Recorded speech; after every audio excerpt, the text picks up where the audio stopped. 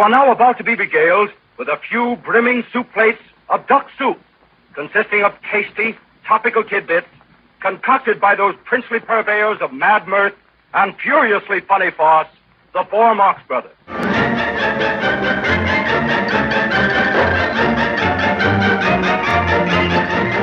That, of course, the haunting love theme from Duck Soup. Welcome back, everybody, to this, the 13th edition of the Marx Brothers Council podcast. I'm Bob Gassell. This is going to be a big one. We're going to take a deep dive into what is probably the most popular of the Marx Brothers films, Duck Soup. This is the one that always gets put on the list of all-time top comedies. And, you know, it would be almost impossible to find someone who does not put it near the top of their list of Marx films. But guess what? We have one of those people with us today. Coming to us all the way from, well, I don't know where he's coming from with this, but welcome anyhow, the stubborn Mr. Matthew Conium. Hello, boss. How's everything going? It's fine. And I do put it near the top of my list, just not near the very, very, very peak. Near means the top half, I guess. It's in the top half. And also joining us, a bit closer to reality as well as New York City, the one and only Mr. Alsatias himself, Noah Diamond. Hello, Bob, and thank you for that. I've rarely been accused of being close to reality. Before we get started, I want to throw in this little disclaimer. In our past year or so of doing the podcast, we've talked a lot about Duck Soup and various aspects of it here and there on other shows. So you might be hearing some things, again, that you've heard before, but we probably think it's a good idea to get it all under one umbrella in one show. So bear with us. Bob, you said that already. Duck Soup, of course, is the Marx's fifth film, the last one they did for Paramount, the last to feature Zeppo, and the last before the Hays Code really started being enforced. But it came very, very close to not being made at all. And that uncertainty actually played a big part in what ended up on the screen. Matthew, why don't you give us a little background here?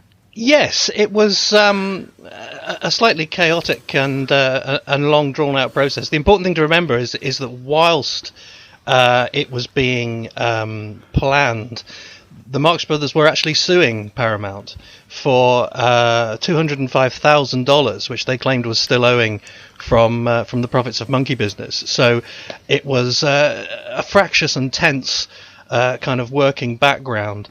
It was announced for a while as Lulala, with Lubitsch being suggested as the director. According to Variety, when the Marx Brothers were asked why it was called Lulala, Grettir explained that the title explained it, which is quite nice. Then it was, as we know, it was firecrackers and cracked ice and grasshoppers and various other things on the way to becoming Duck Soup, and as we know from the scripts, it was also a number of significantly different films on the way to becoming what we know as Duck Soup. The important dates are, according to the Hollywood Reporter of March the 8th, 1933, that was when the Marx Brothers, according to them, packed up their belongings and walked off the lot, claiming that as long as Paramount withholds the monies that they were owed on previous pictures, the current contract was invalid. Then on March the 11th, it reports that they've associated themselves with this new outfit called Producing Artists Incorporated, which was a kind of a new setup whereby bankable directors and stars would create their own temporary production companies under a larger umbrella to make the films exactly the way they wanted to. And the Marx Brothers jumped ship to do that, to join Max Gordon and Sam Harris, who both they had history with in both cases. They formed a company which they called International Amalgamated Consolidated Affiliated Worldwide Film Productions Company Incorporated of North Dakota, which was later shortened to Marx Brothers Inc. But that was their plan, and they were going to produce, as we know, a film version of the I Sing as part of a 5-year deal with what was it called, Producing Artists Incorporated. On April the 4th, Hollywood Reporter says that they were attempting to buy back the Duck Soup script, then called Grasshoppers, from Paramount to make as part of their new production plan. On May the 3rd, we learn that Paramount has definitely vetoed that and is instead having the script revised as a vehicle for Jack Oakey, W.C. Fields and Ken Murray. And the significance of that is that it was at that stage on May the 9th that Paramount announced that Leo McCarey had officially signed as director. So if those dates stack up, McCarey signed to the project at a time when the Marx Brothers themselves weren't actually associated with the project. However, as we know, they did troop back. They did do it, and the result was a celebrated, famous film that in 1967 Leo McCarey described thus: "I don't like it so much, you know." Do you really think that McCarey couldn't get out of the film? Couldn't get out of it once the Marxists returned? Was he really that contractually committed? No, I think he could get out of it. I don't think he was desperate to get out of it, but I don't think he had any particular interest in it, and he didn't like the script he was given much and wanted to change it just to make himself not from a desire to give them something different to do, although that is the net effect, but just to make it more fun for him. I think more in his style. It's interesting you brought up these earlier treatments in scripts. Noah has a little bit of background on that and how those differed from what we ended up seeing on the screen. It's one of the films that, among the Marx Brothers films, is relatively easy to trace that way, because earlier drafts and treatments have been flying around the internet for so long. And although I think just as the satirical intention of Duck Soup, the finished film, has been overstated, it's also been overstated a lot how much more subversive the earlier versions are. It's become kind of an article of faith that if you look back at the Grasshoppers and Cracked Ice versions of it, it was a far darker and edgier and more deliberate political satire. Not quite, but it is admittedly darker. I think the principal reason people like to say that it began as more of a satirical piece is because the original incarnation of Groucho's character, Rufus T. Firefly, is an ammunition salesman and the president of an ammunition company. And his interest in the war in these early drafts is explicitly about selling ammunition. So right away we're seeing a sort of darker and more corrupt version of the story we got to know. But whether it points toward the creators trying to make an observation about, the military-industrial complex, doesn't seem clear. But it is a little bracing, the darkness of some of the gags in these early versions. There's a gag in which Harpo is driving along on his motorcycle, flying the Fredonian flag. He runs over a man, and then he immediately turns around and goes back, not to help or see if the guy's okay, but to lower the flag to half-mast that's on his motorcycle, and then to whip out a bugle and play taps before getting back on the motorcycle and zooming off. So there is certainly a darker overtone to Cracked Ice, and I think the final film too, although I continue to feel that the political satire in it is accidental and incidental. I mean, one word that's missing from the finished film, of course, is dictator, isn't it? Which is in the early scripts. 2 or 3 times the word dictator is used. And in fact, my favourite being when Firefly signs off a letter, "Your fun-loving dictator." Your fun-loving dictator, yeah. Yeah, they did take the edge off of it, and I assume that was, that they knew what they were doing when they did that. Yeah. It's also really, the film that we know is really, it's kind of 3 movies, and one of the 3 movies is derived from these screenplays, turned out principally by Kalmar and Ruby. And in those scripts, you do see a film that's a little bit more consistent with what was established in Monkey Business and Horse Feathers. The other 2 films, of course, are a kind of greatest hits collection from Flywheel, Shyster, and Flywheel. As most fans know, many of the best gags in the movie come from that radio series by Arthur Sheikman and Nat Perrin. And that's the basis of their screenwriting credit on Duck Soup. And then yet a 3rd movie, which I'm sure we'll discuss as we go, which was improvised on the set by silent comedy craftsman Leo McCarey, who also incidentally was chief of staff in the Bartlett White House. It's silly to try and determine what their best film is. People, can make legitimate cases for everything up to probably a day at the races, actually. But all we can do is say something's our favorite based on our own particular taste. Yeah. For me, Duck Soup is my second favorite after Animal Crackers. Matthew has done a really good job over the years pointing out to me and others this is a compliment. Okay.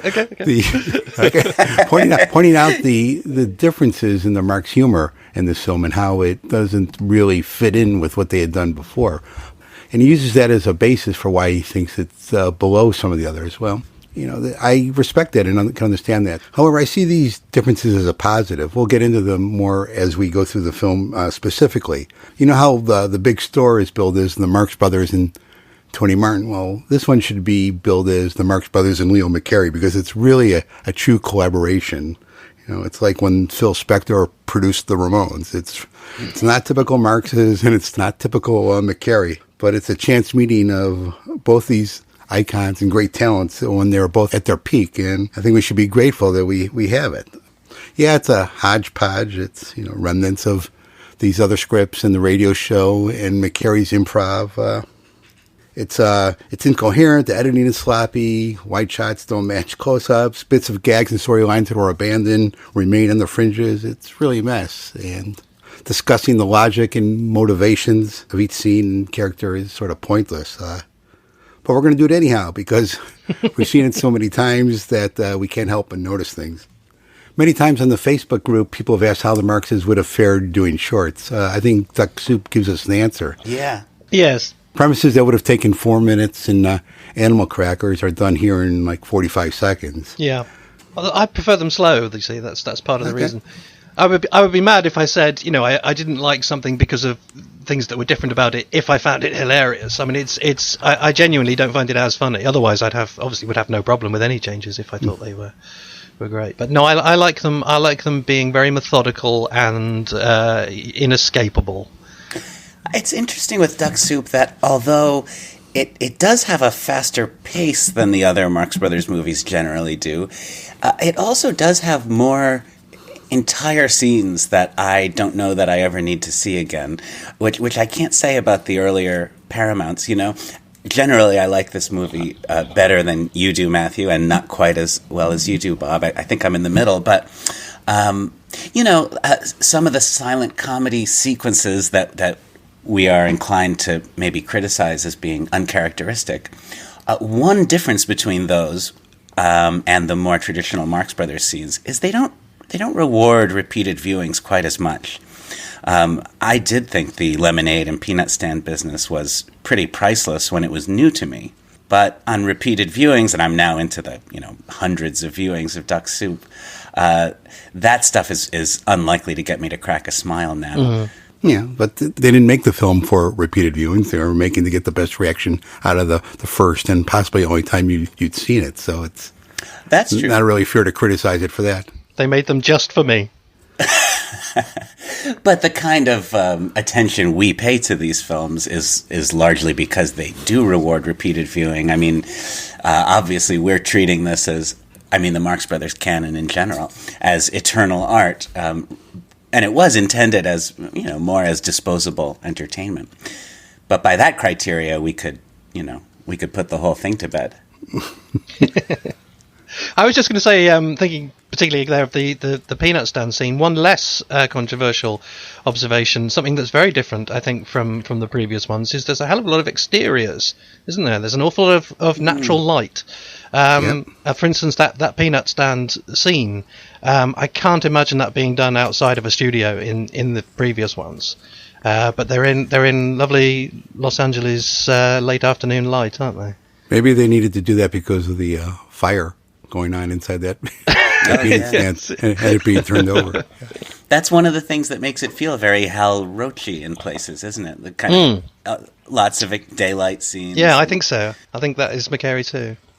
One of the urban legends on this film is that Zeppo had quite a bit of material cut from when the film was shot until it was released in the theaters. And I came across an interview while it was being made, and Zepp is commenting about how little he actually has to do and is actually surprised when he has to go, when he's being called in to do lines. So perhaps a lot of that stuff actually was cut before they started shooting the film. The surviving earlier drafts don't point toward any kind of robust role for Zeppo, although there is some nice stuff that didn't make it. There is quite a bit of take a letter stuff that's been... Exactly. Yeah, a great piece with Groucho dictating a letter to the President of the United States, who is unnamed, but not only does that give... it's a nice follow-up to the Hunga Dunga piece from Animal Crackers, it also acknowledges the United States as an existing country in the same world as Fredonia, which...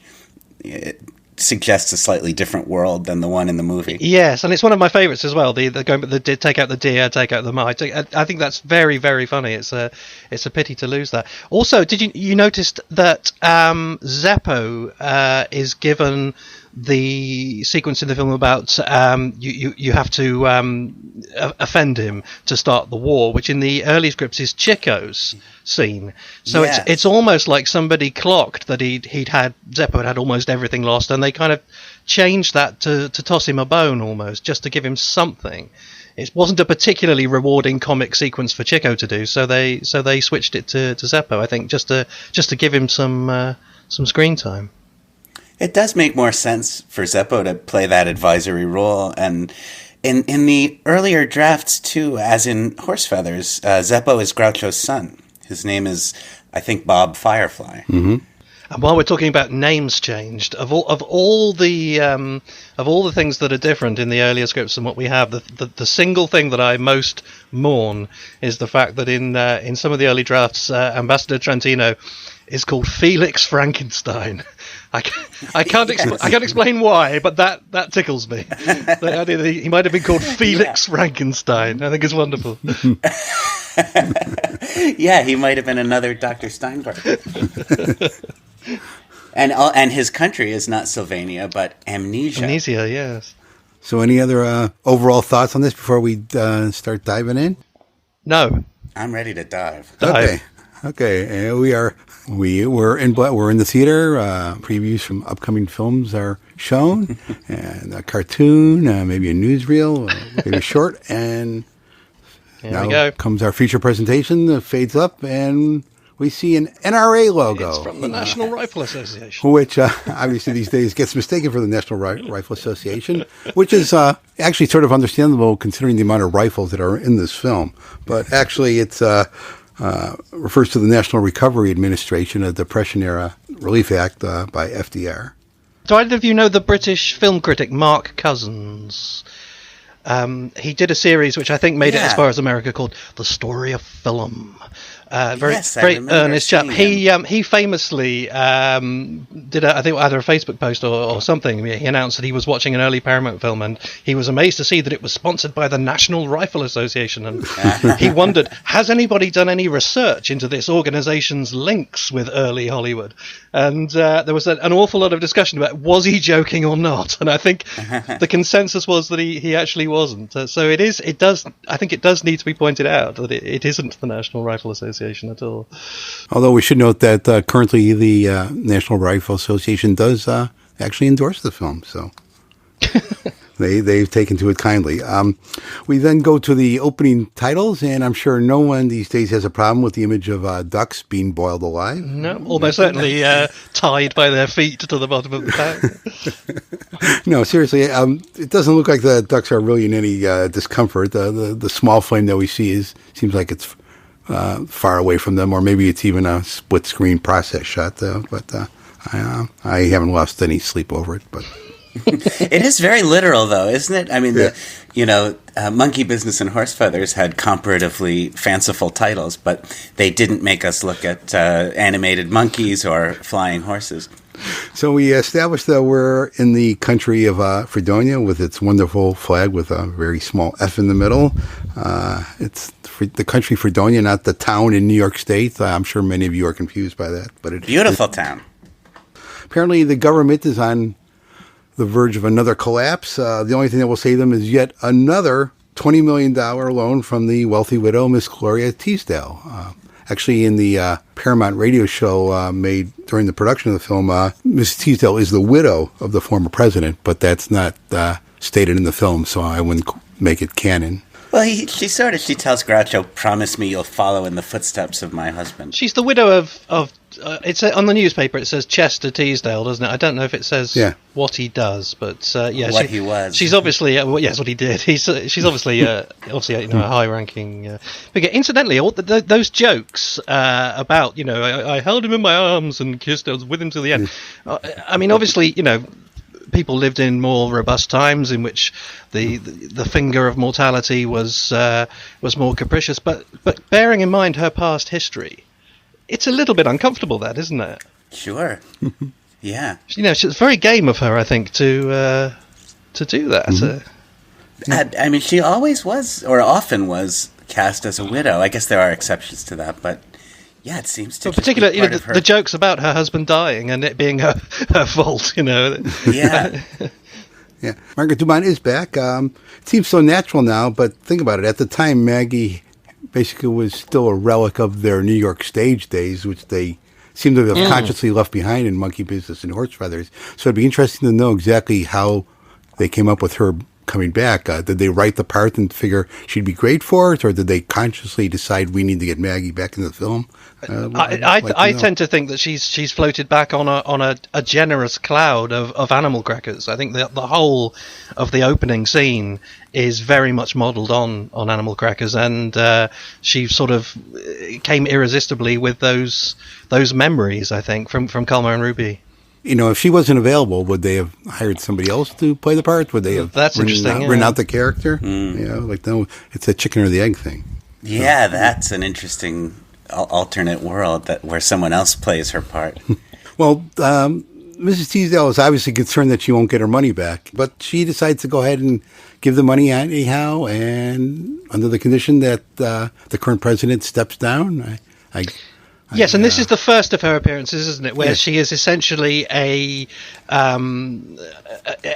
comic, an entirely comic persona. In the first two, she's a straight woman with an absolutely realistic background, and this is the first of the films which all of the following appearances of her will follow suit with, where she has a completely irrational faith in Groucho, a pre-existing and totally inexplicable faith in Groucho, which is the opposite of how she behaves in her first two. Yeah, in those films she's nice to him. Sometimes she's with him because she has to be because of the social situation. But she's very wary of him. Yes, yeah. Yeah, she puts up with him in the first couple. But here he's basically a groupie. Which then continues through races and so on. In Horse Feathers, the film opens with Wagstaff being appointed head of Huxley, but we have absolutely no backstory as to how that happened or why that's happening. I guess this opening is supposed to answer our question about why Firefly is the leader of a country, but it still doesn't answer exactly why Teasdale wants him or what she sees in him. From the later conversation, I get the impression that they hadn't really met or don't really know each other because he didn't know her marriage situation. Yes, that's right. There's no history as there is in races, is there? Right. Well, the idea that Firefly is, you have no idea how popular he is in Fredonia. Maybe he is somehow a kind of civic folk figure, and she knows about him because he's big with the common people or something. Maybe he was a big reality TV star or something. Yeah, maybe something like that. Yeah. Okay. So next we'll go down that road in a bit. So next is a fancy gala to introduce Firefly. Obviously modeled after the opening of Animal Crackers. Except without any jokes. Well, I like. I mean, it's not. It's it's setting up the premise and the plot and the characters. So yeah, but they do it in a funny way in Animal Crackers. There's jokes in it. We meet Ambassador Trentino from Slovenia. Curious why they make him ambassador as opposed to the president, because he basically seems to be running things and declaring war. And he acts like the president, doesn't he? Yeah, it's more clear in the script that he mentions the president in the old scripts, doesn't he? But not in the film. Yeah, it's odd. And one time he does. There's an offhand mention that he's been recalled by his president, but that's about it. Everything else he seems to be doing on his own, including trying to take over the country. We learned that he wants to somehow take over Fredonia. First he was thinking of revolution, but now he comes up with a plan that maybe if he marries Mrs. Teasdale, that'll help him take over the country. I'm not really sure the logic of that. considering that Firefly's already been installed. And, am I missing something here? How that would help him take over the country? Well, it's hard to see how a revolution would either, actually, isn't it? Why any revolution would end in somebody saying, I know, let's have another country take us over. Yep. I wonder if there's some deliberate effort on the part of the screenwriters to give these characters official titles that resist comparison with real-world figures. Trentino's the ambassador from Sylvania. Firefly's appointed leader of Fredonia. Not president or king or prime minister or anything. I wonder if they were trying to, clue the audience in that this is not supposed to be a stand-in for anybody from the headlines. Maybe so, yes. I mean, the Pandu, which is obviously the most extreme kind of fake title, is Muhammad Pandu in one of the scripts, isn't it? So they've even thinned that down to take any kind of possibility of real-life association away from it. That seems to be your favorite character in the film. You're really fixated. The Pandu, he fascinates me, yes. He's my manicurist, if you will. So soon we are introduced to the lovely Vera Markel, played by the walking definition of a Mexican Spitfire, Raquel Torres. When we see her, we assume with her sexuality and her underhandedness, the dealing with Trentino, that she's going to have a big part in this film and play a big part in the comedy and the plot lines, and she's going to be a foil for all the brothers and everything, but he really has nothing to do.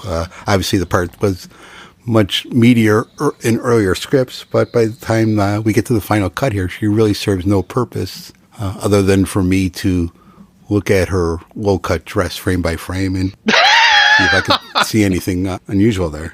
And can you? I thought I did one time, but then the HD version came out and I had to backtrack. And that's why we prefer the standard definition version. John Tefteller has the nerve to say it's an improvement. Zeppo makes his entrance as Bob Rowland, secretary to Firefly. Bob Rowland. It makes Horatio Jamison seem like the most fanciful comic name. Now, wouldn't you think that Groucho would have a more attractive secretary than this guy? I mean, what's going on here? After some really painfully awkward line readings, I got to say Zeppo's performance here is absolutely awful. He's gotten worse and worse as an actor as the films have gone on. He does seem to get worse, doesn't he? Yeah. He seems to get more self-conscious, more embarrassed, maybe. Okay, now listen to this. Afterwards, we're gonna talk about it. As long as I've known him, he's never been late for an appointment. His Excellency is due to take his station, beginning his new administration. He'll make his appearance when the clock on the wall strikes 10. When the clock on the wall strikes 10, all you loyal ladies and you patriotic men, let's sing the national anthem when the clock on the wall strikes 10. Zeppo was speaking, but when he started singing, they obviously dubbed his voice in or lip syncing or something. So we think, okay, they're lip syncing the song. But then when Maggie starts singing a few lines in, she's definitely live. You could tell by the ambience, and it matches exactly what was going on before. It was definitely live. So I don't know what was going on here. Is hers definitely live? That's Oh yeah, absolutely. The one thing they didn't have back then, even though they were able to dub, they couldn't match ambience, and the studio stuff just totally sticks out like a sore thumb. So yeah, the ambience is there for Maggie, which isn't for Zeppo. Her part was definitely live. Because I agree he is definitely miming, but I wasn't sure if maybe it was just that hers sounded a bit better. But if she is definitely singing live, then it is strange because there's no cut, there's no visual cut. You know, this goes on throughout the film in the various songs where some lines seem to be live and other things seem to be recorded. You know, like when Groucho is singing his song, you hear his footsteps as he's moving around. So you could tell he's live. But then other parts of the song are definitely some sort of chorus dubbed in. But it's interesting. I'd like to investigate this further. From film to film, there often seems to be something going on with Zeppo's singing lines. I've always just sort of instinctively fallen on the side of I tend to think it really is Zeppo, his voice. But it's a little confounding that every time in the films that Zeppo is given an opportunity to step up and prove that he really can sing, he never quite does. This includes the spoken patter in Animal Crackers, where he just chooses not to sing the notes in, I Represent the Captain, that part. Mm-hmm. And here in Duck Soup, in the We're Going to War number, what does sound like a live recorded line, how I should cry for Firefly if Firefly should die, again, he speaks that instead of singing it. So he constantly confounds my efforts to defend him as a singer. So forgive my ignorance here, then I'm going to stand in for the ignorant listener.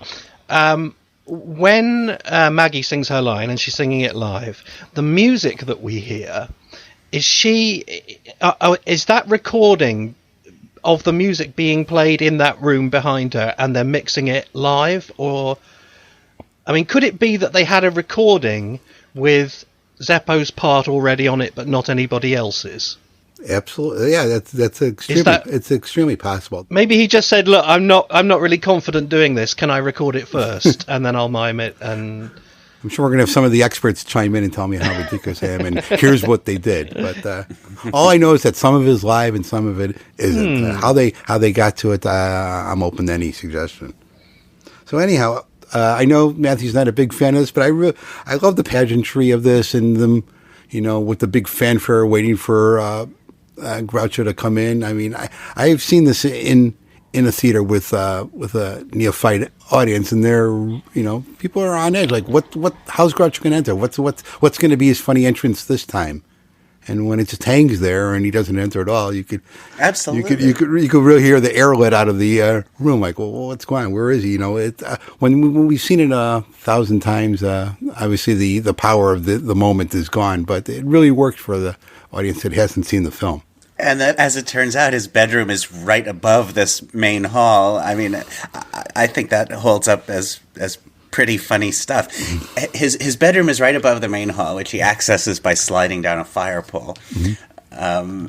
That's great. That is absurdism and comedy and very effective. And as Adamson points out, where's it Adamson? Somebody points out that when he slides on the pole, you don't question him as much as who designed the room in the first place. Yeah. Firefly eventually makes his way into the proceedings, and we get the classic Groucho and Maggie encounter. And I start laughing after a long wait. As chairwoman of the reception committee, I welcome you with open arms. Is that so? How late do you stay open? I've sponsored your appointment because I feel you are the most able statesman in all Fredonia. Well, that covers a lot of ground. Say, you cover a lot of ground yourself. You better beat it. I hear they're going to tear you down and put up an office building where you're standing. This might be a good time to mention that this opening sequence between the editing and the reshoots and everything is quite different than was originally conceived. There are quite a bit of stills of deleted moments, excerpts of cut song verses, and even newspaper reports of it being reworked. So the original version seemed to be much longer and more music heavy, but here they look like they wanted to get to the comedy quicker. You could hear some of the original version on the Paramount On Parade radio show, which we'll post on our blog. There are some different jokes and some jokes that are missing. And for those really paying attention, you could ID a lot of this reshoot stuff by checking on Groucho's jacket, which for the most part during the scene is jet black. But during his first encounter with Maggie and at the very end when he's standing, after the song when he's standing with the guards, it is a gray jacket with black trim. It's actually the same jacket he wore in Horse Feathers. Exactly why they didn't use the original jacket, we don't know. I was looking to see whether it had gotten destroyed at some point later in the film, but I couldn't find such a moment, so maybe it was just bad continuity. I don't even know whether there was a continuity director on this film. The cuts to the song baffle me because they're obviously done post production. You can actually hear the edits, and they are funny verses and things that have just been snipped. The only possible reason being to make that song shorter, and therefore, I suppose, the only possible reason to fit something else in. But why they would take funny verses out of Groucho's big specialty song and leave in all that when the clock on the wall strikes 10 stuff, which doesn't have a joke in it, doesn't even try to be funny, it just goes on and on and on, waiting for him to come in. When the clock on the wall, it's just, there's no point to it. And they leave that, and they actually chop funny verses out of Groucho's song. That, I must admit, I can't follow the logic of that. I certainly would love to have those cut Groucho verses, which are funny and superior to a lot of what was kept. But I don't know, isn't it a matter of pacing? Like, the more we build up to Groucho's entrance, when he doesn't show up, the more it lets the air out of the room, as Bob says. Yeah, I'd be happy with both. Yeah. But if something's got to go... Yeah, I'm with you. You know, if something's got to go... There seems to be plenty of good material that was randomly cut out. You know, maybe McCarey was just so used to the two-reel format that he was still that mindset, and that's why we got a 70-minute film out of something that very easily could have gone 90 minutes. Yes, partly that, I think, but also I think because he had those two big new bits to stick in, the lemonade stand and the mirror. So I think the policy has been to go through it and prune, and a lot of that is obviously done at the script stage, but not all. So we get another callback to Animal Crackers with the short letter dictation scene to Zeppo. As you guys mentioned earlier, there was originally in the script quite a bit longer with Firefly trying to dictate a letter to the President of the United States. It certainly was good material, but it's all gone now. And we quickly get to Groucho's wonderful Laws of My Administration song. It's actually my favorite of Groucho's tunes. I don't really count Hooray for Captain Spaulding because he only has about 3 lines in that one. But sorry, all you Lydia fans. This is the attitude of a Groucho song, not the cutesy lyrics about Washington crossing the Delaware. This is the Groucho. This is what I want to hear from Groucho. This is the attitudes I want to hear coming out of his mouth. Yeah, I agree. It's a good piece. I don't think I like it quite as much as the equivalent number in Horse Feathers, but it's good stuff. One thing I always just notice about this song is that it has no ending. It just very abruptly stops. Groucho singing his kind of falsetto harmony part with his trousers up, as Margaret Dumont tells him. And then there's like a cymbal crash, and we're right out of the number. And for some reason, Maggie has to tell me he has a appointment at the House of Representatives. Yeah, doesn't he have a secretary to tell him about his appointment? Zeppo seems to have left in the middle of the song as as is his habitual way. So now it's time to finally meet Harpo as Firefly runs out of the building for his appointment. His driver, Pinky, pulls up in his motorcycle and sidecar, takes his photograph, and actually pulls out a little pad of paper and a pencil, but then there's a little cut where he's putting it away. So there was a gag there that was cut. I don't know, was he asking for an autograph? I don't know what he was doing. We get a sample of his handwriting. Presumably he's taking his photograph for Trentino, isn't he? But by the time we find out that he's spying for Trentino, we've forgotten that he did that. So it's very subtle moment. Nice little touch, yeah. So then, of course, we get the first of the running gags with Groucho hopping in the sidecar and Harpo pulling away without him. It's a pretty basic gag, but I don't know what to say. Kids love it. I loved it when I was a kid. You know right from the moment that gag is introduced, you know exactly what's going to happen each time it comes back. And yet, in all likelihood, especially in earlier viewings of it, you laugh in spite of its obviousness. We now cross the border. We're now in the country of Slovenia, where Trentino is berating a guy for failing to start the revolution like he had planned. Oh yes, Slovenia is introduced, isn't it, with a photograph or a little piece of film of a library footage, presumably of a real place. I don't know if anybody's ever tracked down where it is, but it's obviously. I think it's New Jersey. It's a lovely, charming little Ruritanian place, isn't it? I'm surprised if nobody has worked out where it is. Trentino is berating this guy. Who is he, Noah? It's the actor's name is Leonid Kinski. He plays Sasha, the amorous waiter in Casablanca. And he'd just been in Trouble in Paradise. Oh yes. Saying, fooey. Yeah, he really invests this one little scene and just a couple of lines with so much drama. It really seems like we're meeting a character here who we might learn something about as the film goes on. Of course, we don't. But he's a very compelling figure, isn't he? This kind of disheveled revolutionary figure who is bemoaning Firefly's power in Fredonia. And what's the actor's name again? Leonid Kinski.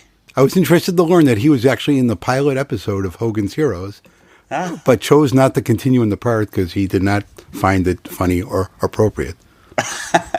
and of course, Leonid Kinski later assembled the book Art Deco. Oh, so that's where they got all those pictures. So now let's talk about Trentino for a moment. Is he really such a bad guy? I mean, Fredonia's government is in shambles, and they've just installed this new leader who doesn't look like he's going to help much. Maybe it's in everyone's best interest if Slovenia does intervene and take over. For their own good, yes, absolutely, yeah. I'll say Lewis Calhern is wonderful. He is one of the great heavies the Marx Brothers ever had. He's the next best thing, isn't he, to Louis Sorin? I think he's the closest they've had since.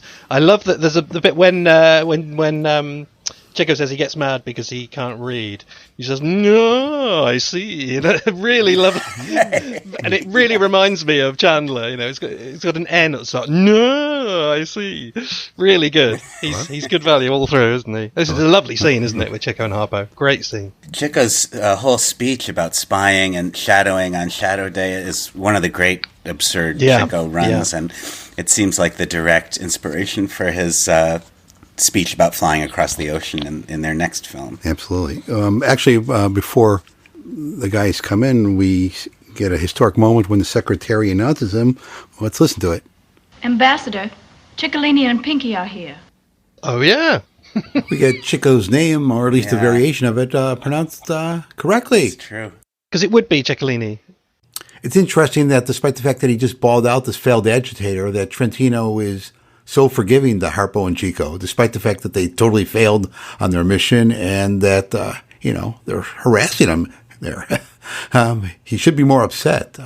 I could picture Thalberg sitting there in the audience watching this thinking, somebody punch Harpo for Christ's sake. Yeah, it's a little comparable to like Margaret Dumont's faith in Groucho, isn't it? Trentino just believes in these spies. Yes, it's like them working for Elkie Briggs's enemy. Helton. Yeah, it's like when he takes them on as bodyguards, isn't it? It's the same same bizarre faith in them, yeah. Yes, they just exude competence. So. And for some unknown reason, he gives him another shot for absolutely no rational reason. And we get the beautiful, great moment as the scene ends with Trentino's hand in a mousetrap, his coattail cut, and a newspaper glued to his butt. Also, there's another glorious bit of Harpo magic, because we so totally buy into Harpo and the things he can do. We sometimes forget that what is actually being done by filmmakers is pretty good. And I mentioned in our Monkey Business show the frog jumping into his hat and just wondering how that was done. We don't really think about it because it's Harpo and he can do that. Here we have that absolutely wonderful shot of the record flying up into the air, being shot by Harpo and exploding into a myriad fragments. Now, how did they actually do that? Did they shoot a record in the air? That's a cutaway. I know, but how did they do it? Did they really throw a record in the air and shoot it? How do you make a record explode in midair in 1933? Let me look that up on Wikipedia. I can't. It's very impressive, actually. It's fabulous. Maybe it's somehow like perforated or pre-scored in some way so they knew how it would... But it's still very impressive. It's a lovely shot. On this recent viewing, Amanda, my wife, noticed that in this scene, on 2 occasions, characters get Harpo to stop doing what he's doing by saying, ah, ah, ah. First when Harpo begins to follow Trentino's secretary out of the room, and Chico has to get his attention back by going, ah, ah, ah, ah. And then Trentino does it to him again, too. It's like sort of the way you would discipline an animal, telling Harpo, like, no. I read in one of these books that this young girl who plays his secretary did show up in a further McCarey film, so maybe he was the one doing the chasing. Oh. Anyhow, we cut back to Fredonia, where Firefly is now in his chamber of deputies and totally ignoring their advice and insulting them brutally. I mean, come on. This stretches the credibility of the film. I mean, what president would treat his experienced advisors that way? I mean, that would never happen in a million years. Well, Oh, wait. Yeah. Never mind. I don't know. Okay. Maybe he wants to build a wall and make Raquel Torres pay for it. I should just say instantly before we move on that we're at this is the point in the film where we are at our most deep into the Flywheel rewrites. Both the Chamber of Deputies scene and the previous one with Trentino don't appear in anything like that form in the original script, and they're absolutely studded with jokes from Flywheel. So these two sequences are, I would imagine, presumably one of the last bits of new verbal material to have been added, and presumably from a conscious decision to use Flywheel material. And somebody must have said, "Hey, hang on, we've got those shows, we can use that." It's a shame that this was the only film that mined that material. There were so many other times down the line where they could have done with a bit of it, yeah. Yeah, not least the Big Store, of course, which is ostensibly based on one of those shows, isn't it? Yeah. So anyhow, we cut outside and we see right underneath Firefly's window is Ciccolini's peanut stand. Some wonderful security there in Fredonia. It says in one of the early scripts, doesn't it, that Trentino has actually deliberately placed him there to annoy Firefly and to disrupt in that incredibly minor way the meetings of the deputies by him just shouting peanuts by the window. That's actually part of Trentino's plan. So Pinky comes by and he and Ciccolini get into a little scrap to the slight amusement of the nearby lemonade vendor, played by the great Edgar Kennedy, a veteran of McCarey's time at Hal Roach and one of the great Laurel and Hardy foils.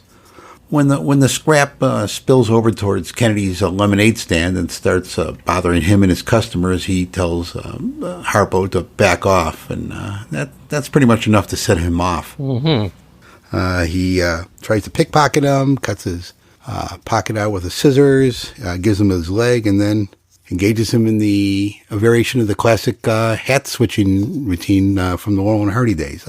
But this obviously is a whole different premise and a whole different style. Is this the last leg bit in their films? Is this the last time he does the leg bit? Oh. Apart from in whatever it was, Stage Door Canteen or something, but in their actual films. I believe so. It could be the last one, couldn't it?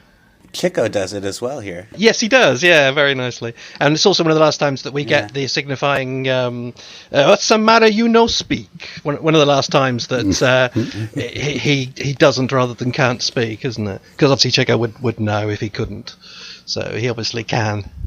So as I was saying, they get into the hat switching routine, which Laurel and Hardy did quite often, but this one is a whole different premise. Laurel and Hardy couldn't get their right hats on to save their lives, but here Harpo is messing things up just to get under Kennedy's skin.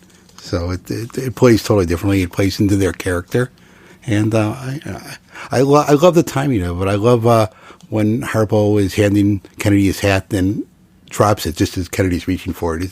The timing is really good, and you really get a feel for how Harpo would have worked in silent films. I think he would have really shined there. Even though he's a mute, this is real silent film material that they're doing here. Yeah, and Checo's good too, isn't he? Checo does the bit where he puts the two hats on at the same time, and then he just lifts off one of them.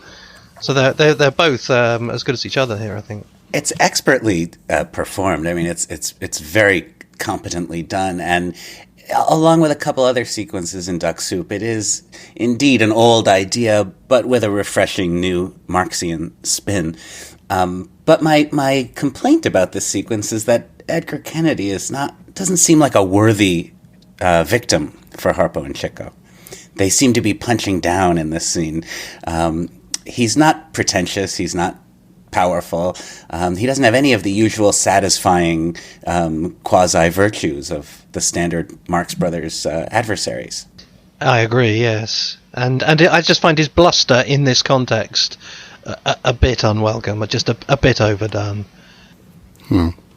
I'm grumbling here.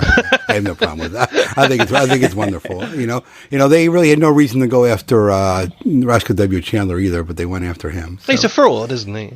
And he's I like the guy too, but he's a stuffy aristocrat at a fancy party. It just seems like, especially since Edgar Kennedy's character here is just trying to do his job. He's just a humble peanut vendor trying to make a living.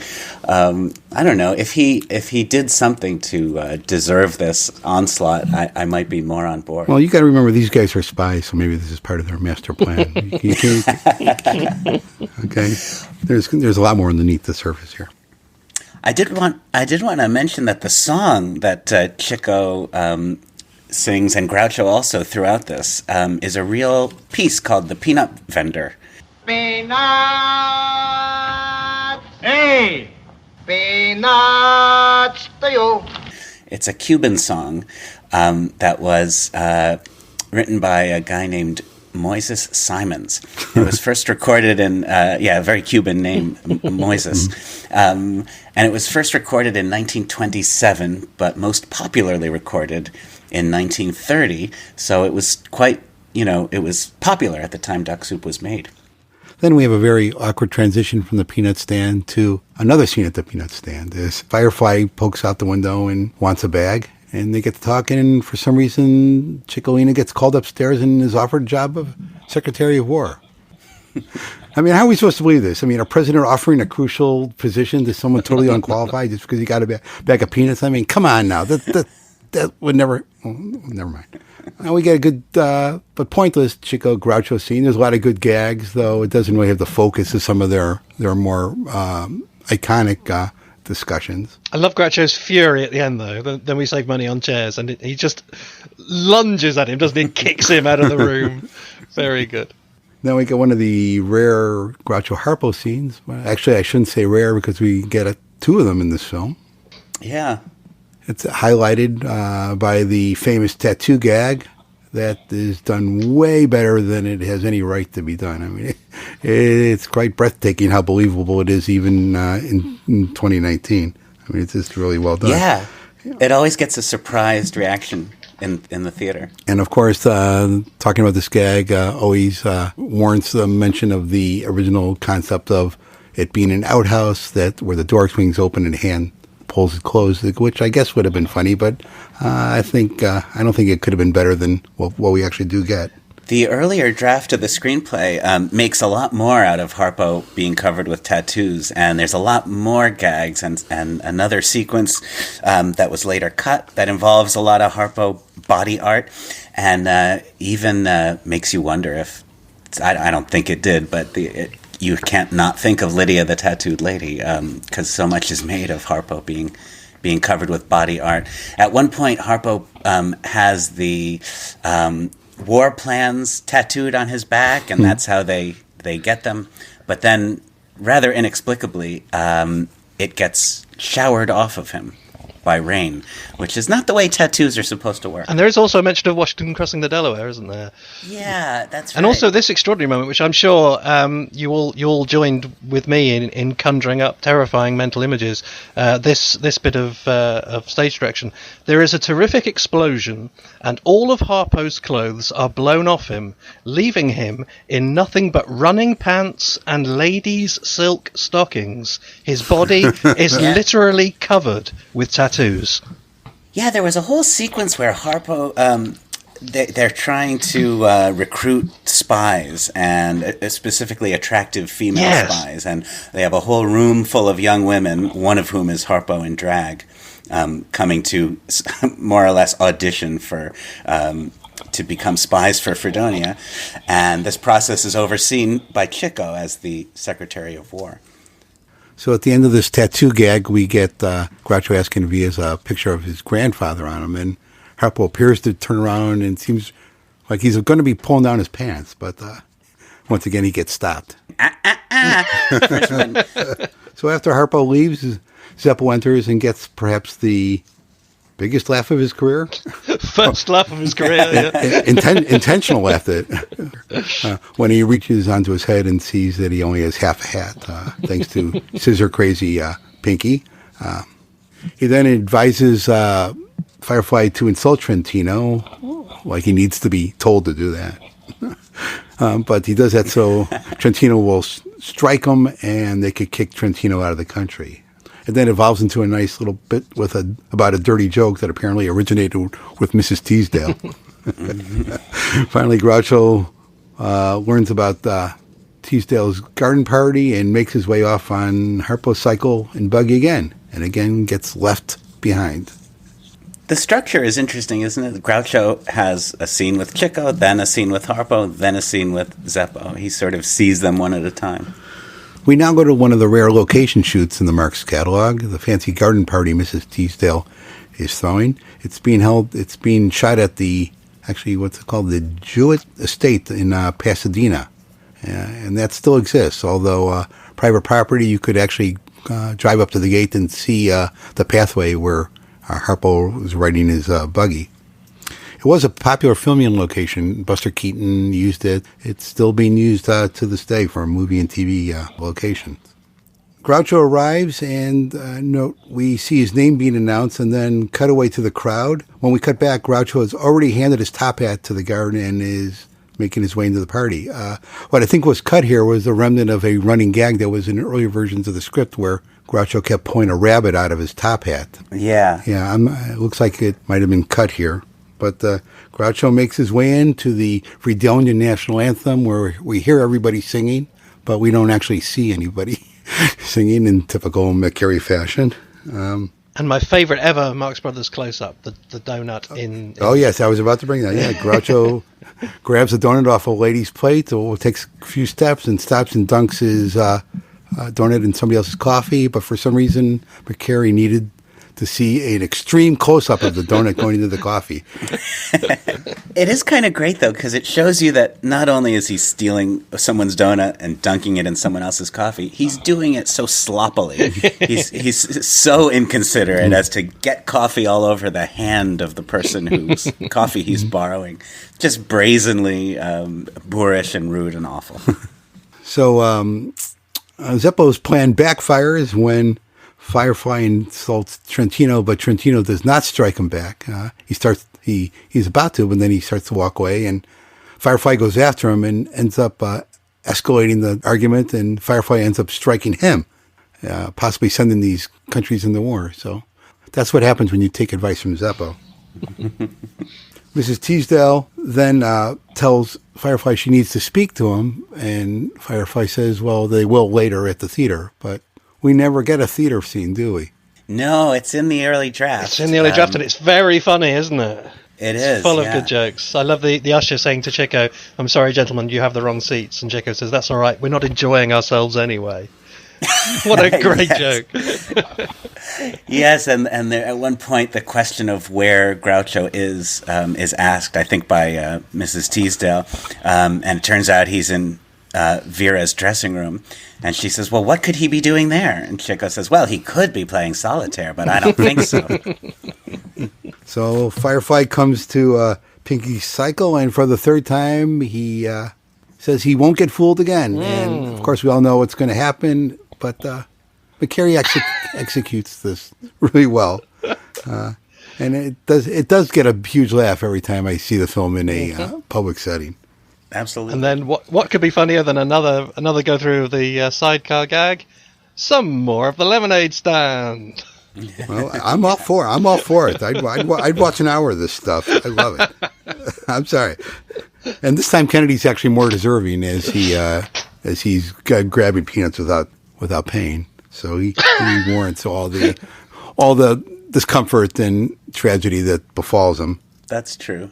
I love Kennedy's slow burn as Harpo is dancing in the lemonade as the scene fades out. Yes, his willful ignoring of what's going on, isn't it? It's very skillfully done. He looks everywhere but where that noise is coming from, doesn't he? Oh, yeah, and there doesn't seem to be much concern about this burning peanut stand up against the palace. Yeah, just toss it to the side. Yeah. It's fine. Let's see. Now it's the evening. I don't know. They're dressed up. Maybe they've come back from the theater. I don't know. But we see Trentino and Vera at Mrs. Teasdale, where she apparently has offered the broker peace and calls Firefly over. He arrives and, for some reason, entrusts her with the war plans. I'm not sure exactly why that happens, why he's entrusting her, or what the logic is for that. But then we get a classic Groucho wooing of her, asking for the lock of her hair. Was Maggie bald? I I don't know if she was bald, but she did wear a stage wig. I don't know what was under it. Not much, I think. I mean, or certainly I've read that it's she wore one at all times. Obviously, we'll find out more soon when the book is finally done. But my understanding is this is yet another sort of cruel joke that tiptoes on a very thin line of reality. Then comes a moment, I've seen this film 1,000 times, and I noticed like one or two new things this last night when I watched it again. When Trentino and Vera enter, Groucho and Maggie get up to greet them, and when they cut to the next shot of them approaching, Maggie actually takes the warplanes and puts them down the front of her dress, which I had never noticed before. It's a real subtle thing, and I don't know why it was done, but... In one of the early drafts, Groucho tells her, put these plans where no one will ever find them. Sleep with them. At least he doesn't get stuck on the ceiling going after them. Here's something that's a bit unusual. I wonder if you guys picked up on this. When Firefly and Trentino are bickering, Trentino motions over to Vera to go over and help him out. So she goes up to Firefly and says, "Oh, Your Excellency, isn't there something I can do?" She's definitely coming on to him. And his response is... Yes, but I'll talk to you about that later. She was actually coming on to him, so, it's not like Groucho made a joke out of something that wasn't sexual, because she was being sexual with him, Yes, that's a good point. Yeah, and to top it off, she Right. seems shocked by the response. It's like he has nothing in his vocabulary to respond to a direct, sincere on. He can't process it. It's probably the only time, isn't it? That's apart from, I suppose, Flo up to a point, but even she, is very careful not to go that far. Yeah. Yeah. And now, I guess we need to talk about the most uncomfortable moment in the film, this moment here. Maybe I am a little headstrong, but I come by it honestly. My father was a little headstrong. My mother was a little Armstrong. The headstrongs married the Armstrongs, and that's why darkies were born. Now, I know this is going to give Eric Grayson and John Tefteller strokes, but I actually would like to see that line cut from all versions of the film, except for home video. I mean, that means like all TV showings, all public screenings. I'd like to see that line cut, because when there's an unsuspecting audience, they're not going to know the context of the line. It's just going to bother people. For home video, for people buying the film, I think it's fine. Let them have it. But for public screenings, I think it's maybe best that line goes away. It does bum out public screenings. That's true. I mean, if I thought of these films if I cared about these films surviving as public things, then yes, it is certainly true that the film does have to start again after that. But no, I would never ever say it should be cut.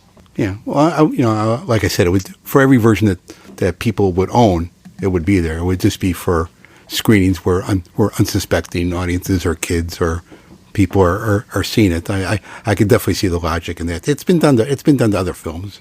Yeah, but the reference is so lost now. I mean, nobody, if one got the reference, it's a reference to an old song of the early 30s called "That's Why Darkies Were Born," which is a sort of satirical take on racism, or at least a kind of sympathetic take on the lot of marginalized people, specifically in the United States. But since nobody is likely to get that reference, it just sounds like a strange use of an ethnic slur for reasons which are obscure. Well, it's obviously a reference to something, isn't it? I think even if you don't know the song, it's obviously not a line of the film. He's obviously quoting something, so I think it would never lose that much. And then there's so many lines that go over most people's heads. I don't know. I mean, I'd like to see the horse race cut out. I'd like to see the rabbit being held by its ears by Chico in Out the Circus cut out. But where do you draw the line? And I'd also cut out Go West. All of it. When we see directed by, I'd cut from there to the boys shaking hands at the end of the film. I would lose all that. Yeah. It's interestingly, when I first saw Duck Soup as a child, I always thought it was "That's Why Donkeys Were Born." There you go. doesn't make any more sense, but it doesn't offend me. Okay, let's move on. Next we go where we see Trentino quickly got back to Slovenia. These capitals seem to be pretty close together. And for some reason, he seems to know that Mrs. Teasdale has got the war plans. But of more interest, we learn that Firefly is staying over at Mrs. Teasdale's house, and Vera is there as well. So, I don't know, it's a bit scandalous, the three of them under one roof, right? Well, in one of the early scripts, he comes down his pole again, doesn't he? Hey. Oh, okay. Sorry. That scene where he's in bed with crackers. He does another Fireman's Pole entrance down into the scene with Trentino there and Maggie. He's always upstairs from wherever he's expected to go. So Ciccolini and Pinky arrived to help Vera get the war plans. Again, it's just a slight twist of the typical Laurel and Hardy premise that they can't get through the door. They seem to be having more fun not getting through it than they could. You like this bit? You guys like this bit? No, not I really. do. No. Not much.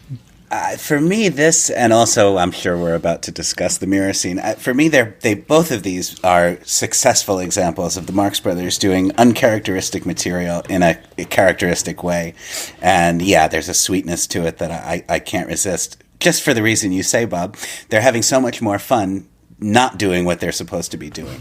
They don't seem to be dopey or stupid. They just seem to be out of sync. I don't know, or something. Finally, Vera brings them in the side door, and we get a big fat red herring here. As when we cut inside, there's a big piano front and center, and I'm sure everybody who watches the film goes, "Oh, here we go! Piano solo's coming any moment now." But we never get it. We don't get Chico doing one note on the piano. It's just there. It's just there as a prop, and actually gets used by Harpo to strum some of the Big Bad Wolf song. There's an on-set candid of him playing it, isn't it? Sat next to Groucho. So he played it on the set, but he doesn't play it in the damn film. And though we've gone through it several times before, Matthew, you want to run through this Big Bad Wolf song again and why it's notable? Okay. After the film had been completed, the notice appears in the trades that they're coming back to do a reshoot to make use of what I think it's Variety, one of the trades, refers to as the new American national anthem, which is the song "Who's Afraid of the Big Bad Wolf," which had been a huge hit in the Disney film, I think, the year before. Everyone was singing this song, and it was decided. Help is on the way.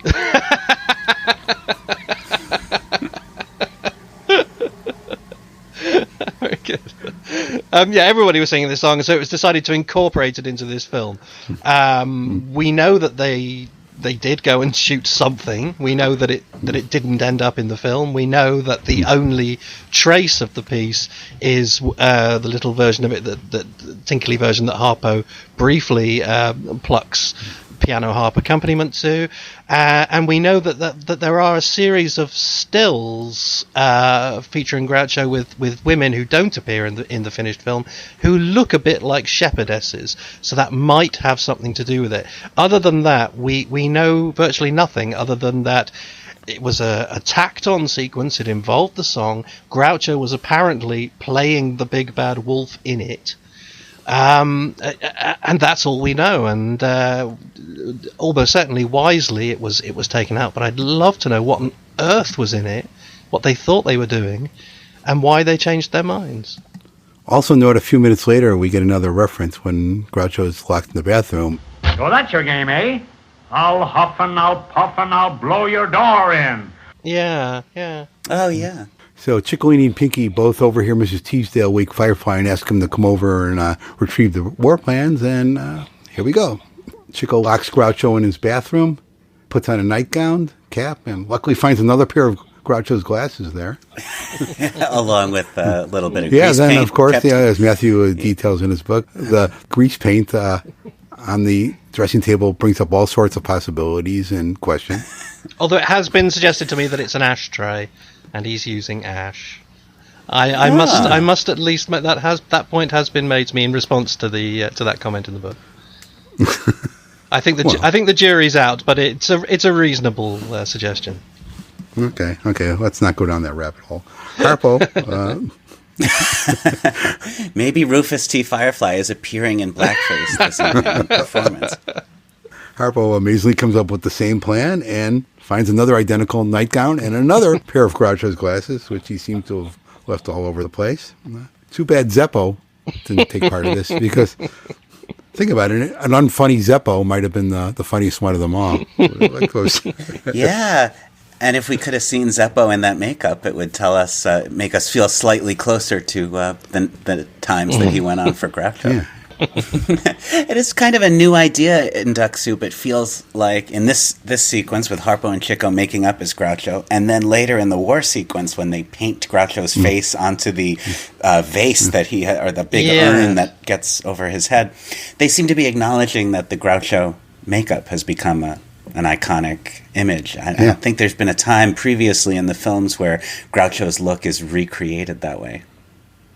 Well, there is some good stuff in Maggie's room with the three of them running around. I agree with Joe Adamson, who mentions that something this ripe with possibilities doesn't quite live up to its potential. It's good, but it could have really been something great. I'd love to have seen an extended scene with the three of them running around all dressed as Groucho and talking as themselves. Yeah, much more of that, in and out the door stuff. Yeah, this is the closest that we ever get to a Napoleon scene descendant in Duck Soup, and it's one of the more half-hearted takes on that concept.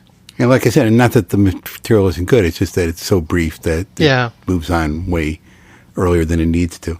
Anyhow, so now we're here we are with the iconic mirror scene. So I don't know what to say about this that hasn't been said before, but from my experiences seeing the Marx films in public, this always gets the biggest laughs of any scene that they do. Particularly the moment when Groucho spins around and Harpo catches him right at the end of the spin. Yep. That gets a genuine huge laugh and usually breaks into applause. Of course, the Baron soundtrack was necessary because McCarey was obviously giving them direct verbal directions and cues. Yes, very much like the footage that we've got of Deputy Seraph. Where, wait, where's he gone? Look.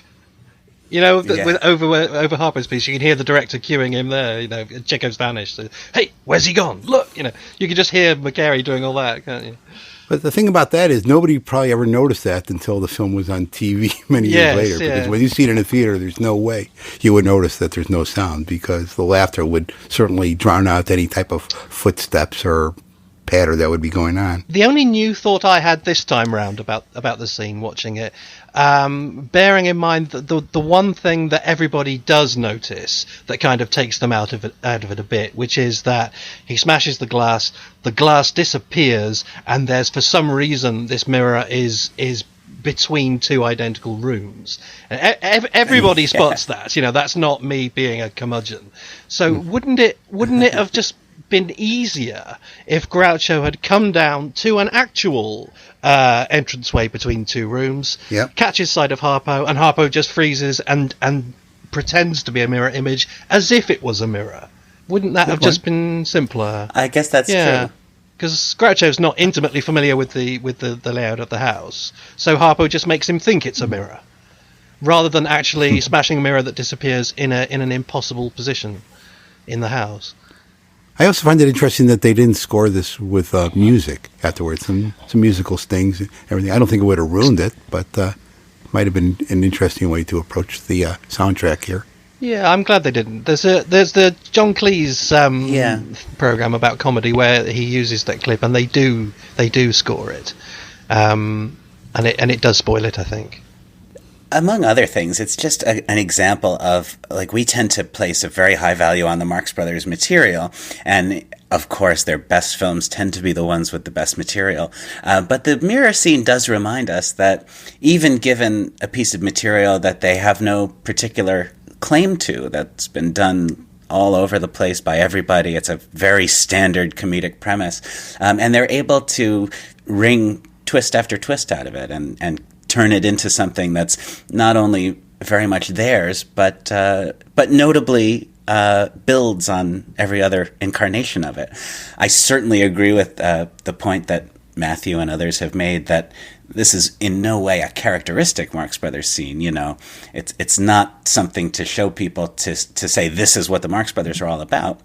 But it turns into this deeply existential argument about what it means to be a real person, By the time Groucho is handing Harpo the hat that he dropped, And as Joe Adamson points out, there's nothing at this point Harpo could do to convince Groucho that he is anything other than his reflection. You know, they really do intellectualize and build on the whole idea of that mirror routine, and I do love the sequence. To me, it is different for them, but in a way that's novel rather than a violation. That's why, like I said, that we should be so grateful that we got this teaming of McCarey and the Marxes, because the Marxes couldn't have done this scene without McCarey and vice versa. So we just have to appreciate the unique magic that they brought each other, and obviously a lot of the stuff neither one of them ever did again. So we just have to take it for what it was instead of thinking of how it might have been without them.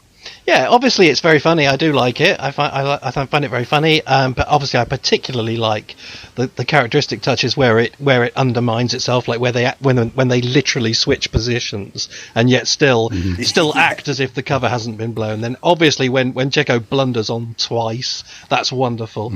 It's not that I don't find it funny. Obviously, compared to some of the stuff in the later MGMs, you know, who wouldn't love it? It's just that when you've got 70 minutes and each scene has to fight for the right to be there, I would just rather see, if I was spoilt for choice, I would rather see something that only they could do, whereas this is something that most competent comedians could do in their place.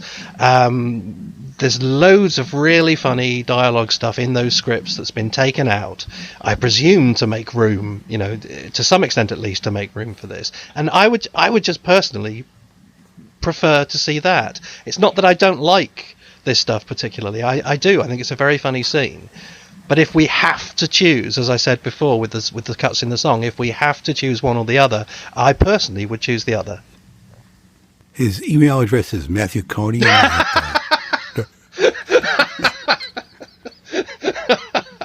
Please don't send letters to me. But of course it's funny and it's great, yeah. So at the end, Chico wanders in and gets captured, and even with all the struggle and everything, there's nothing on the soundtrack. But yes. we'll let that one pass for now. So now we're in the courtroom.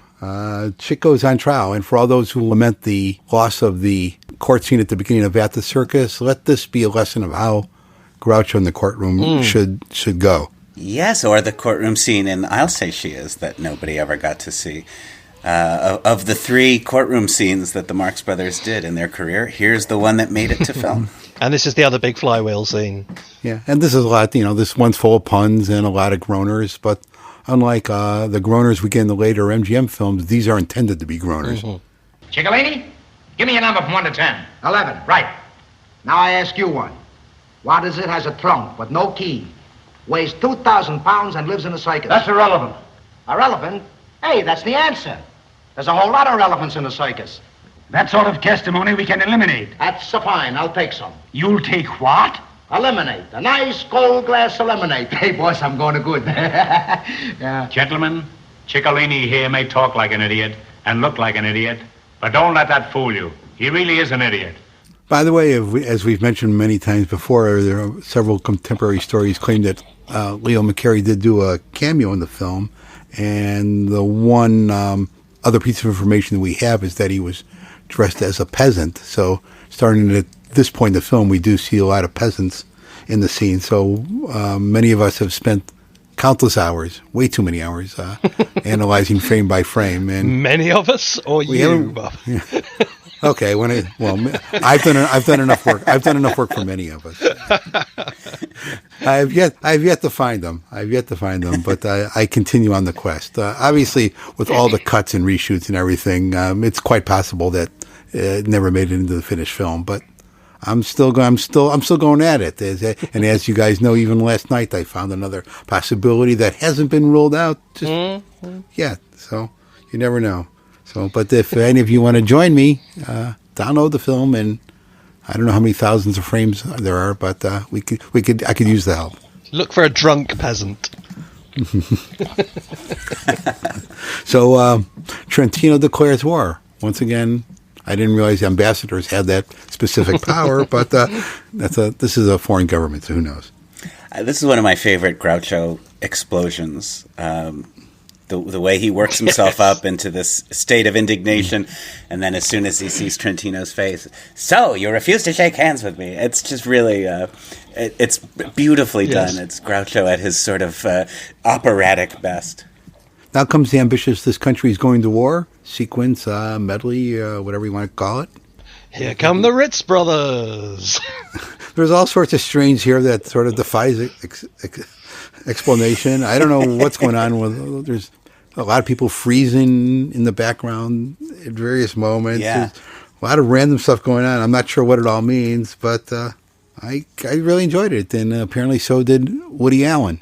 I wandered for a long time on the Upper West Side, and it must have been hours. My feet hurt, my head was pounding, and I had to sit down. I went into a movie house. I didn't know what was playing or anything. I just needed a moment to gather my thoughts and be logical and put the world back into rational perspective.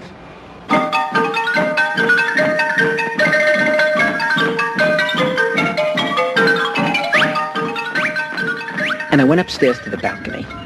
And I sat down, and, the movie was a film that I'd seen many times in my life since I was a kid, and I always loved it. And, I'm watching these people up on the screen, and I started getting hooked on the film, Woody Allen was specifically asked about that when he gave an interview over here at the National Film Theatre, and he said he was actually a little bit embarrassed by that scene because it was dishonest. He doesn't think that comedy has that power to lift you out of yourself. That's not his opinion at all, and he regrets doing that. He regrets a lot about Hannah and her sisters, apparently. Yeah. But I thought that was very interesting. Nevertheless, that is one of several moments in Woody Allen's films where he presents the Marx Brothers, or Groucho specifically, as kind of representing his life force. Groucho is the first item on the list of things that make worth living in Manhattan. In Stardust Memories, when he's in his earlier, happier days, there's a mural of Groucho. And the manicurist. On his wall. And the manicurist. Yeah, which later becomes a mural of the My Lai massacre during darker times. So the Marx Brothers represent life-affirming energy in the Woody Allen cosmos.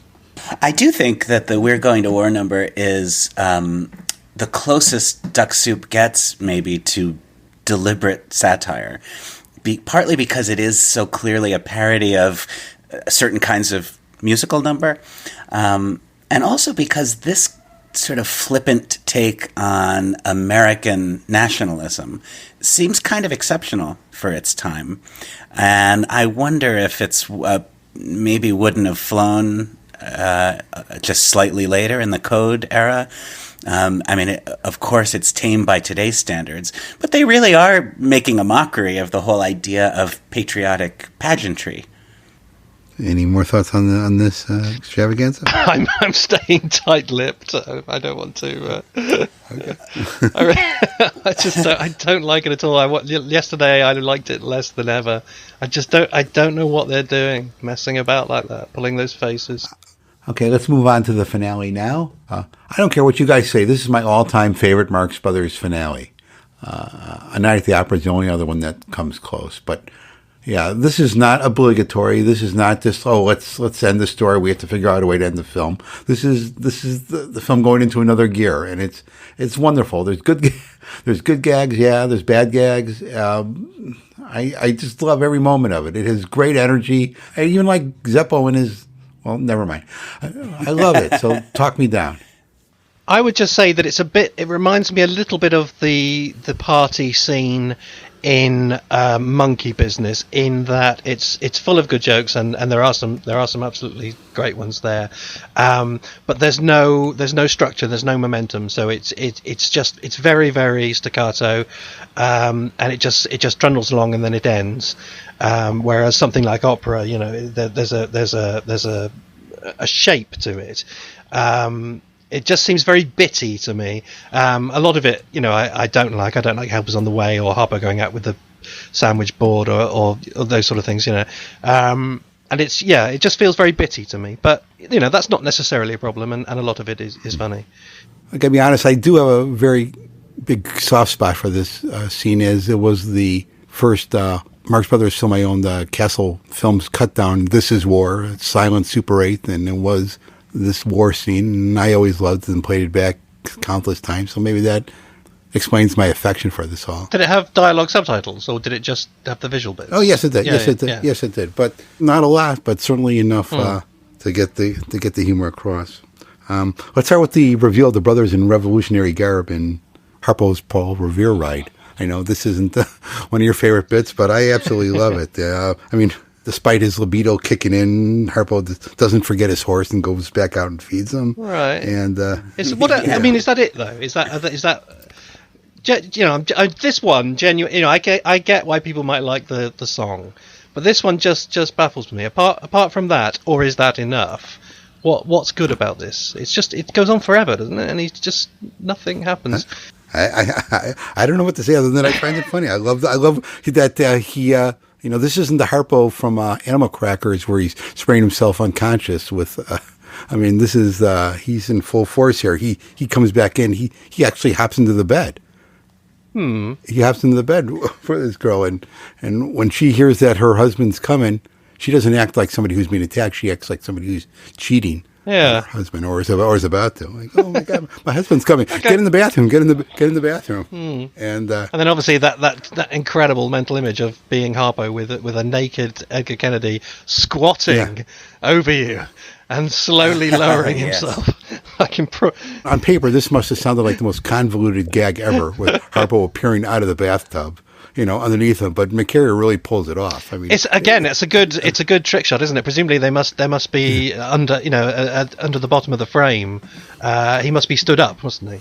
Imagine Sam Wood giving this material and trying to make heads or tails out of it. You know, the actual Midnight Ride piece and his encounter with this woman and her husband, who turns out to be Edgar Kennedy, is, I don't know, it's kind of so for me. But the piece right before it, where the Marx Brothers appear in front of a curtain with Harpo on horseback, I really love that, partly because it presents them as stage figures. I love them in those costumes, just as I love Groucho in the procession of military uniforms later.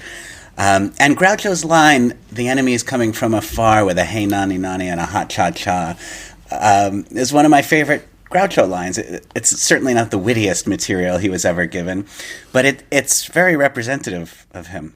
I picture that's something you've always wanted to do live. Yeah, exactly so. Something about the weightiness, the portentousness of "the enemy is coming from afar," and then immediately following it up with a sort of low-class cultural reference, like "Hey, nani, nani," and a hot cha-cha. And the way he delivers it with such almost disturbing enthusiasm. For me, that's a beautiful moment. So after the bathtub bit, we get a little Harpo backstory as he appears to come home and meet up with, I guess that's his wife. I'm not sure she would be thrilled with where he just came from, but it's a sweet moment to have to see Harpo with a real home and a real life to come back to after he's done, swimming in the lemonade.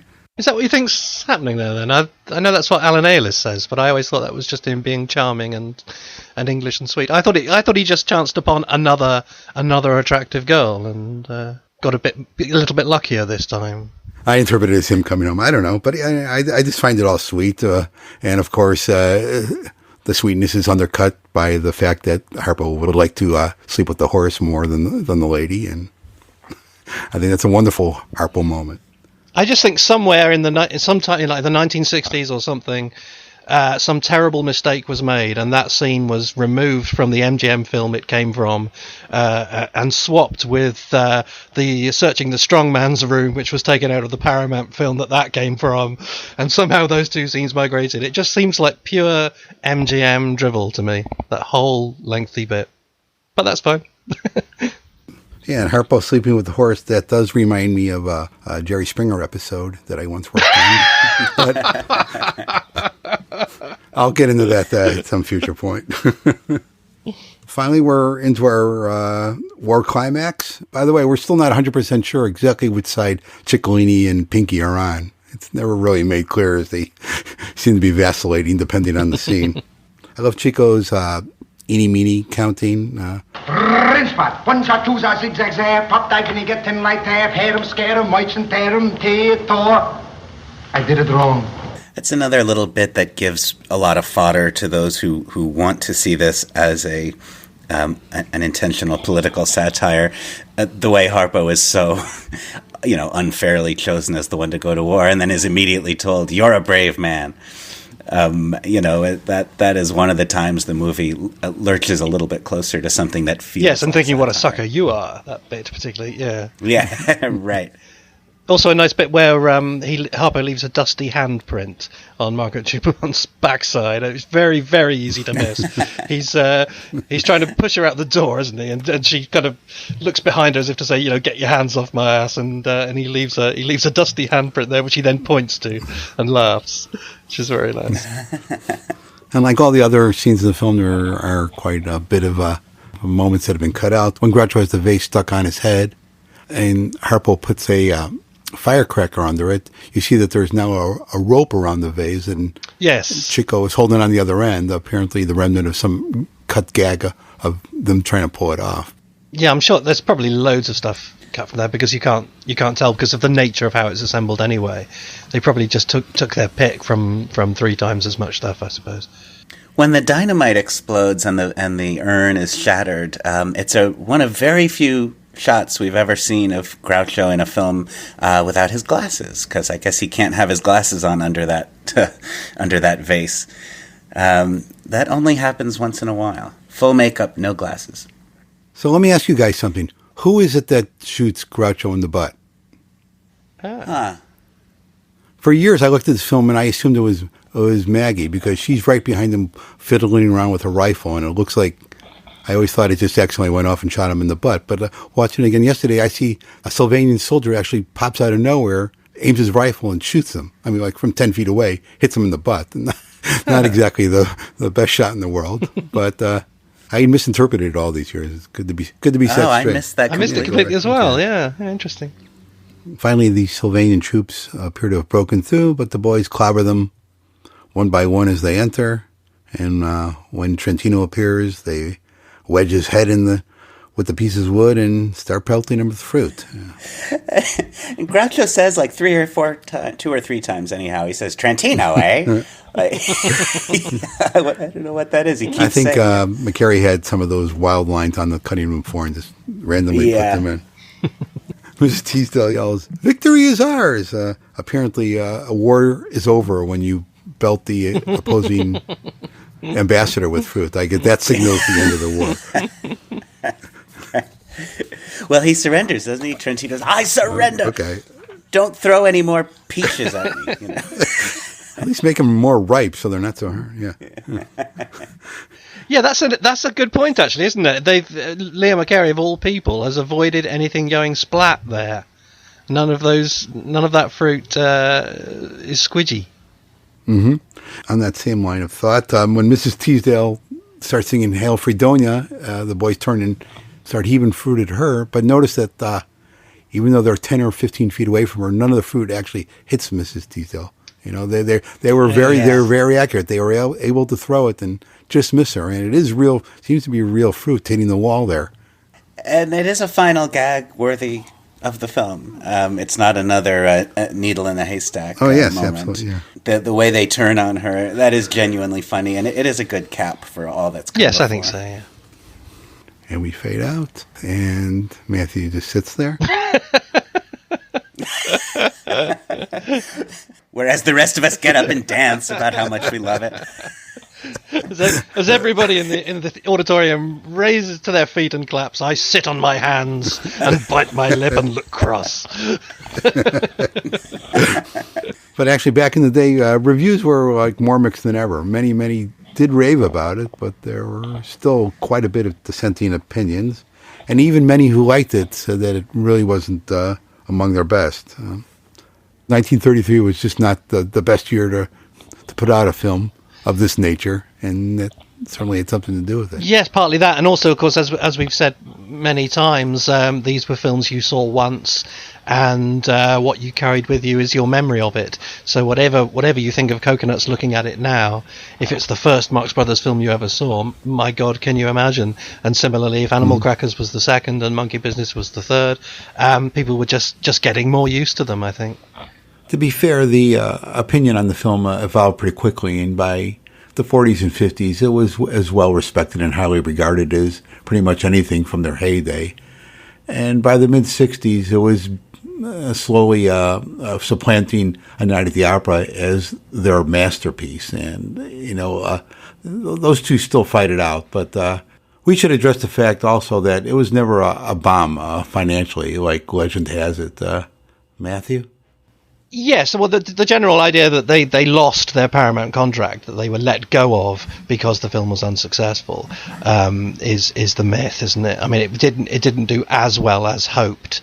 Partly, I think, because it cost such a lot. It's a very expensive looking film, isn't it? I mean, I'm sure that a lot of those sets are bits and pieces that are reused from other things, but nonetheless, it has incredibly grandiose sets and lots and lots of extras. All those sets of glasses. Yeah. All those Groucho glasses. Those glasses, all those nightcaps, all those night dresses, which we know were pink, not white, according to the newspaper reports.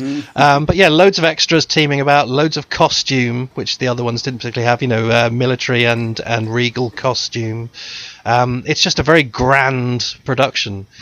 And in 1933, when most films didn't do as well as they were intended to, it didn't do as well as it was intended to. But certainly no flop, no. And despite the myth, Paramount was interested in bringing them back. Yes, indeed. Yeah. They did negotiate. Who was the new head of the studio? What's his name? Emmanuel Cohen, who, from what I read, I guess one of the big hang-ups is that he wanted 4 Marx Brothers, not just 3. I don't know. I don't know if that's the reason they didn't sign back there, but not necessarily the same 4, but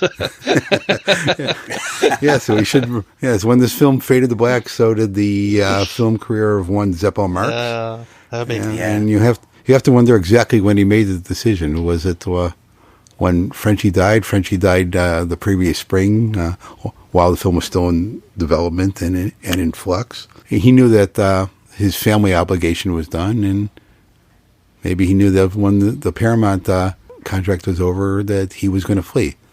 Or did it happen when the film was being made and he saw how small his part was again and how much was cut?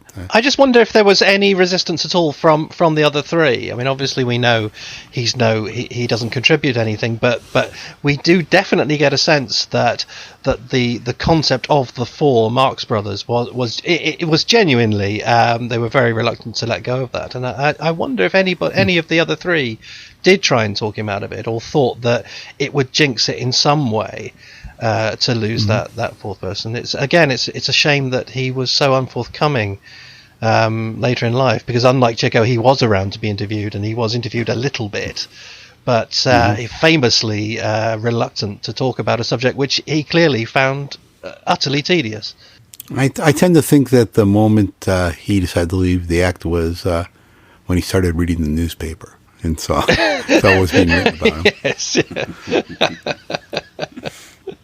Yes, yes, when he realised he was a byword for awfulness to a degree that no other performer in American entertainment history ever was. But the fact that it's his last film with them makes me love the final image even more. I mean, isn't it good that it's not an ending like Horse Feathers, where Zeppo's represented by a stand-in? Our last image of Zeppo is as a full member of the team with his brothers throwing fruit at Margaret Dumont. He at least gets a proper send-off in a movie that doesn't really give him... And with his rippling physique, which, again, that must have been his... I doubt anybody at the studio said, why don't you just do it in a torn vest? That'll be good. That'll be funny. That's his idea, isn't it? He wants to be seen like that. So good luck to him. Obviously, steroids. I'm thinking steroids. The one thing he has that his brothers don't. So, any final thoughts on the film, gentlemen? On this viewing, I was struck by how different it is from Monkey Business and Horse Feathers, with which it comprises a kind of trilogy. But more and more, every time I see it, Duck Soup feels like a kind of way station between the Paramount and MGM periods. And not only because it's so much more lavish as a production than Monkey Business and Horse Feathers, I think I was, just on this last viewing, it occurred to me, I think this is the first Marx Brothers movie that feels like a Depression-era entertainment. Monkey Business and Horse Feathers really still feel like the Roaring Twenties to me in terms of their tone and the subject matter too. But this, it feels like the 30s in Duck Soup. It feels like the Depression. I don't mean this to say that the film is unpleasant to watch. It's not. But there's a bitterness to it. There's a dyspeptic quality that I associate with the 30s that lingers through the MGM films. But I think it shows up here for the first time. We are inarguably in the Great Depression. Well, are you referring to Matthew's experience watching it when you say? Oh, even that lavishness. I mean, as we know, the 30s, became a great appetite for escapism into lavish cinema. And so even the production of it being so much more, fancy and ornate, says that to me. We're further from the 20s and further from Broadway than we've been so far. One thing I wanted to bring up, I wanted to do this earlier, is that when you look at the writings about Horse Feathers and Monkey Business that are quite positive, the reviews of the day, the one slight criticism we get of the films is that the Marxes are starting to repeat themselves and starting to become redundant and maybe not quite as fresh. So maybe this was a conscious attempt to go in another direction and do something that they hadn't done before. Maybe. And an admirable impulse, if that was. I mean, certainly a lot of the things that are missing from those early scripts are things that are, very indebted to earlier films, like the Take a Letter stuff, is very much Animal Crackers reprised. What it's been replaced by is indeed stuff that's very different from what they did before. I don't know, though, really, that you particularly want something different from people who you love doing a certain thing. I mean, if this was a TV series, if there were 128 of these things, then fine. But if you're only getting one a year, I'd rather see them do what they can do best. Personally, I was struck this time. I didn't really change my opinion of it. I still think it's extremely good. I still think it's in the top half. I still think it's the least of the Paramounts. But the thing that struck me more forcefully this time was how bitty it is, how it does seem to be cut down from something much longer. Not in the usual way of just in the way that MGM would do by taking out a whole scene or a whole song, but by snipping. So it never really finds the kind of rhythm that the first four have. It's almost like a highlights reel, and I never really felt like I was into it. It was still kind of getting going, and then it ends. I certainly didn't change my opinion of it. I think it's very comfortably the least of the Paramounts. I think there's something about masterpiece thinking that makes people miss a lot of great art. People want to say that there's one Marx Brothers movie that is definitive. It's really the essential one that you need to see. And Duck Soup, that'll tell you everything you really need to know about the Marx Brothers. Yes. And City Lights for Chaplin and Sons of the Desert for Laurel and Hardy. And, of course, none of it is true. There is no one work that tells you everything you need to know about any of these great artists. And so to the extent that I feel an urge to push back against the popularity of Duck Soup, it's about that. It's like, hey, this is not all there was to them. It's not their most typical film, nor necessarily their funniest. I think, ironically, its biggest influence on the Marx's career afterwards is how it became the template for what Thalberg did not want to do with the team. Yes. And, an example of what he wanted to change. Yes, I mean that was the example he used, wasn't it? That it was just joke, and you don't care, which I suppose is almost what I'm saying. Except I'm not saying that you don't care about them. I'm just saying it never really turns into a film. So that was partly his point, wasn't it? And the fact that you need somebody to care for is almost a secondary point. He was also arguing very much in favour of structure. But the kind of structure I like isn't his kind of structure. It's more the Animal Crackers kind of structure. It's the theatrical 3-act structure where you have one chunk and then another chunk and then another chunk. This is much more cinematic, much more skittish, and as you pointed out, much more like a 70-minute two-reeler. Well, thank you guys, Matthew. I hope you don't mind teasing you about your reaction to this film. I'm just having fun with you. You're an easy target on this one. Yeah, no, it's definitely in case to people who are coming completely new to us. It is definitely one of my favorite Marx Brothers films. It's my least favorite of the Paramounts. It's one of your 13 favorite.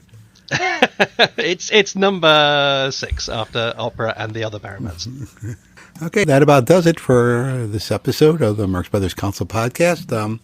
If you want to give us some great feedback on iTunes, we would appreciate it. If you would like to join our conversation on the Marx Brothers Council Facebook group, please go there and join in. We'd love to hear your thoughts on what we talked about here and any other Marx-related subject. And, of course, my co-hosts, their books are easily available on Amazon. Matthew's... painfully available. The Annotated Marx Brothers, and that's me, Groucho, and Noah's... Noah, I always forget the name of your book. It's called Gimme a Thrill, the story of I'll Say She Is. So please fund our lives by buying these books, and we'll be catching you down the line. And before we leave, we would like you to stay tuned and enjoy this as we say goodbye.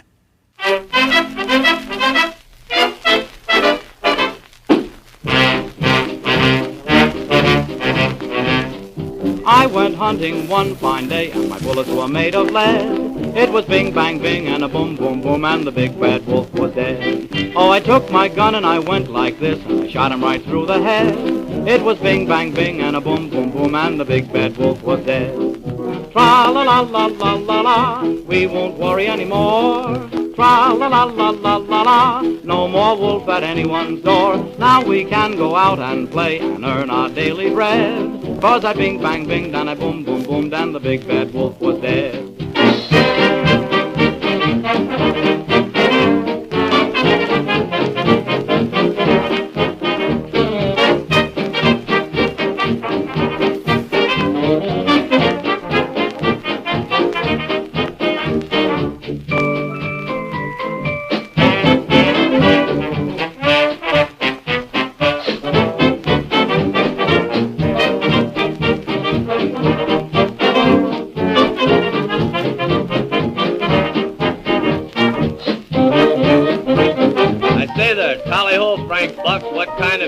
Hunting today.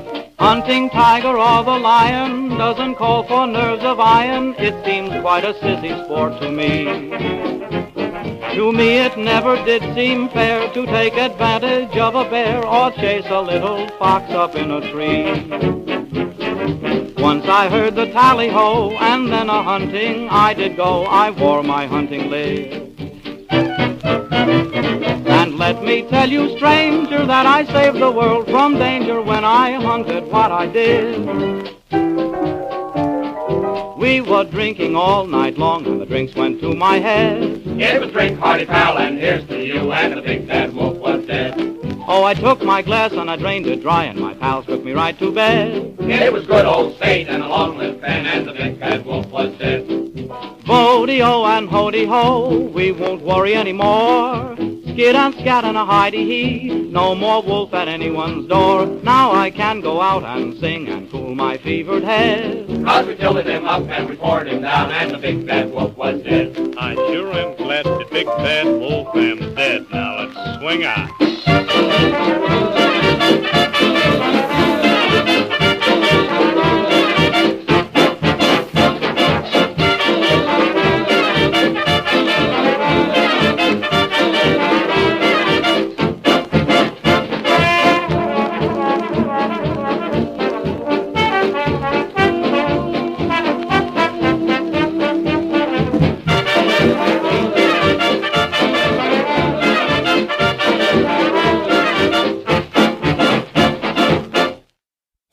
Actually, Matthew, I was just preparing you for the feedback you're going to get on this one. So I'm just getting you ready. So how's that?